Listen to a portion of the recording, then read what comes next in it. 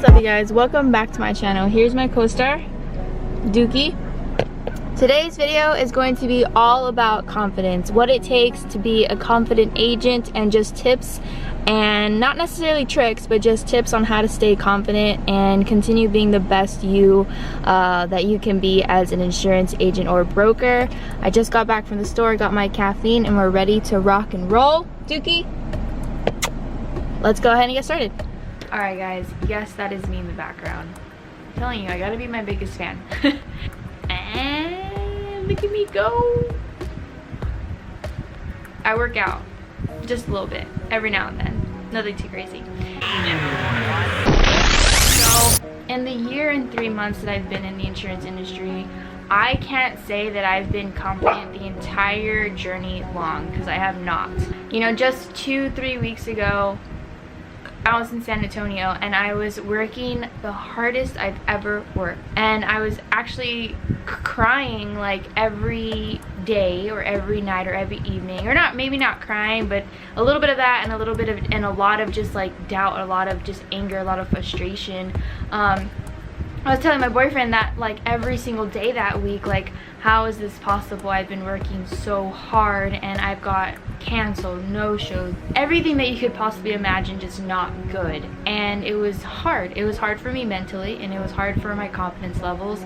And the way I got through it, and now that I look back and I think about it as I'm sitting here, I think most of the time how I get through like these doubtful moments is I let it out.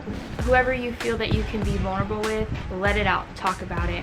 But also, I'm realizing it's the information that's being fed back to me. So for example, when I let my boyfriend know about things, his responses are always something that is uplifting. You tell somebody who doesn't really get it, or who isn't really empathetic, then they're just gonna kind of be there like, that sucks. You know, and that kind of information that's being fed back to you isn't going to help your mental state, isn't going to feed you the confidence that you need when you're in a very low, when you're at a very low level. 3, this one's personal to me.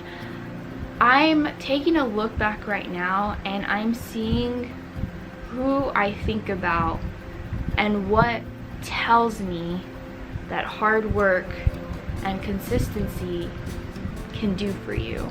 So I'm just gonna list you people in my life that I will literally think about, and that's what kind of pushes me to keep going. So one would be Julian.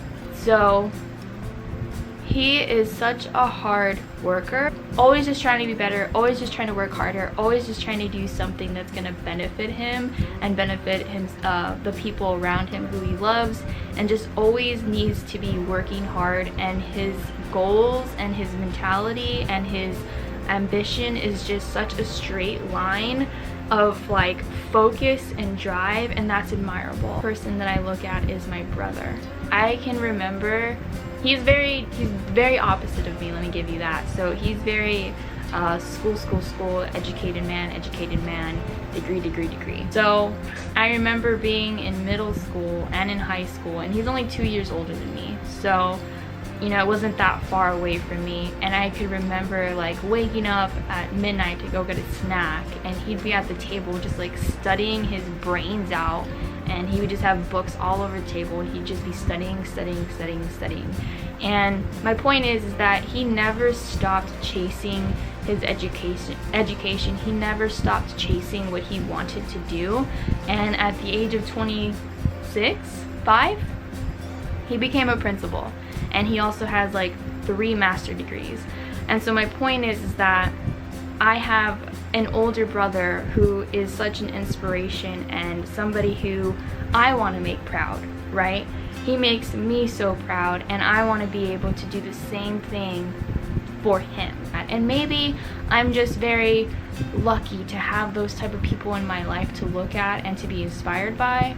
And so for those out there who may not have that, I think if you do not, that is okay. You know what you can do? You can be that person for somebody, and that's just as powerful. This goes for me, but I think the reason why I can keep going even after having like such a hard time or just failing and failing and failing, if I actually really love something, if I'm very passionate about it, I won't give up on it. And I think and so I think with the insurance industry that I can do this, and it may take me longer than other people, it may take me shorter than other people, but I think because I'm very passionate and I'm willing to like go through the trials and the seasons of this, that I keep going. And so you kind of have to ask yourself, you know, like, why are you in the insurance industry? Is it because you really like it and you're passionate about it and you want to learn what you can do in this industry, and you want to see where it can take you, where you can take yourself?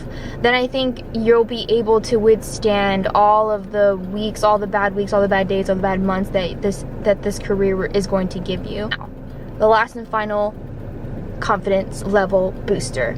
Let's go. A really quick one before I jump into another one. It's taking rest.